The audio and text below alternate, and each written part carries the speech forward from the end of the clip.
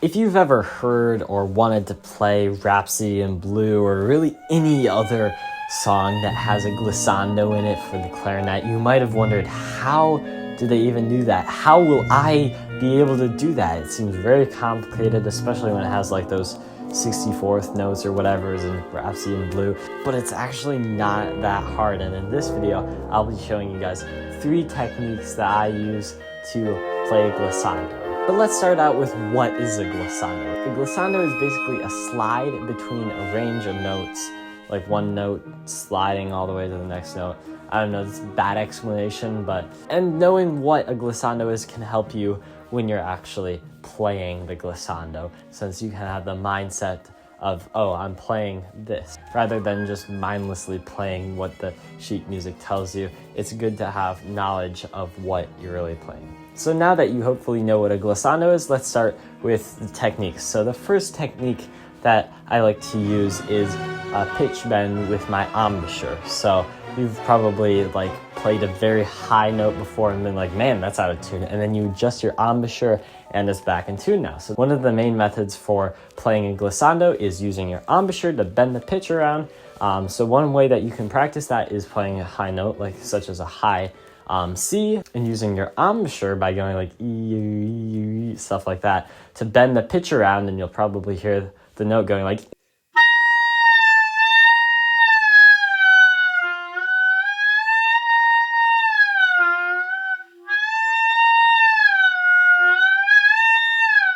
That was very helpful, Mr. Other Ryan. Let's go back to the talking head portion of the video.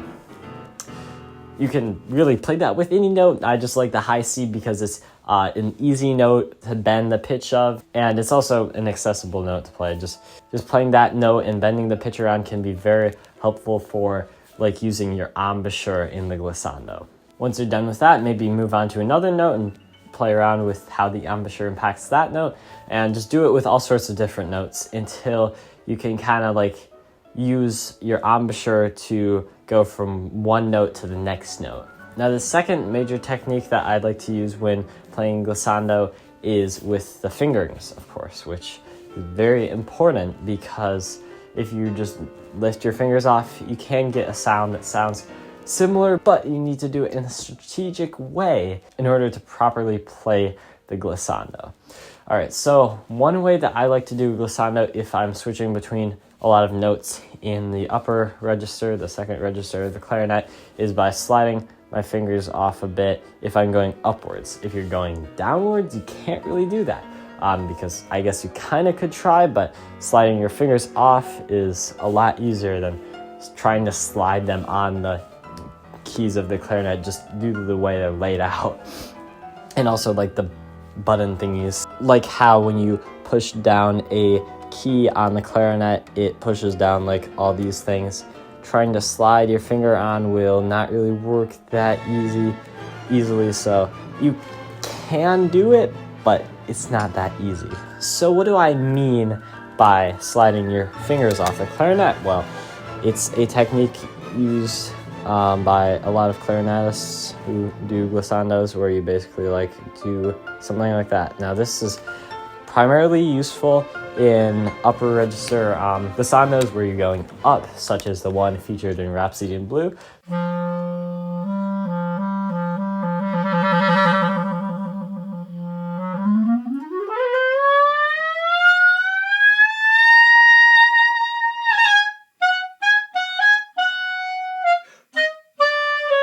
So if you want to learn that one, that's basically the biggest technique, by using your embouchure along with sliding your fingers off like that. And then when you get to this part where the whatever this is called, the bracket thingy here, when that comes up, so the last note at the top, you're going to want to slowly lift this off like that. So start by doing that, and do it very slowly when you're practicing how to do the glissando, as you want to try just very slowly sliding a finger off and then another finger off and then another one, so that way you're not jumping into it too quickly. Now, that's basically the main technique that you can use for this type of glissando. And you don't really have to bend the note with your embouchure as much if you're doing that type, but the other types is very helpful to bend the note with your embouchure, just because if you're going down a note or if you're on a lower register, it's a lot harder to do a glissando or just really slide between notes. So the last resort that you can do is do a bit of a chromatic scale along with using your embouchure to bend the notes. So if you're doing one on a lower register, which it's a lot harder to do on a lower register as I noted, or if you're going downwards, again, you can't really slide the fingers as much. Sometimes I even just play a chromatic scale instead of a glissando, especially if I'm practicing a piece and there's a glissando, or just go from one note, put your fingers down, but not all at once. So it doesn't really matter how you play a glissando as long as you're playing the correct notes at the correct pacing. So if you have a piece with a glissando between a few notes, such as one of the pieces I'm playing right now for a concert, you really want to focus more on the rhythm of those notes rather than if you're playing the glissando correctly. So if you can't play the glissando, that's perfectly fine. Just try maybe do a bit of chromatic scale downwards, or like doing that, not even a chromatic scale, just playing a bit of a scale downwards. So you don't really have to slide between notes to play a glissando. You can kind of fake it, but if you're playing the Rhapsody in Blue one, you'll probably want to learn how to do that. It's not that hard once you've been practicing for a while. I've been practicing that piece for just a bit less than a year now, so I've learned how to play the glissando more better than if you were to pick it up and say, all right, I'll just try playing this piece. So practicing the glissando and getting used to how your instrument plays it and how you can maybe improve the slide between the notes is very, very helpful for being able to play the glissando well. So I'd say if you need to play a glissando in a piece, just use these 3 methods that I listed in the video and make sure to find out which one works best for you and then practice that over and over, slow it down, then practice it more. And then once you've gotten the hang of it slowed down, you can start speeding it up. And soon enough, you'll be able to play a glissando perfectly. Not really perfectly, nothing's really perfect, but you'll be able to play the glissando a lot better than you would have sight reading it. So I hope this video helped you. If it didn't help you, please tell me in the comments what I could have done to make it help you.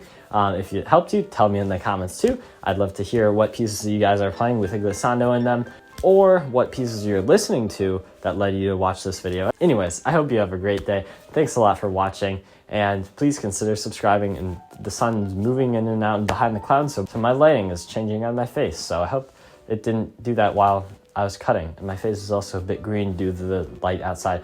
And if you like this video, please consider subscribing. It means a lot to me and helps me grow this channel as I'm just starting out. Thanks a lot. Enjoy your day and happy practicing.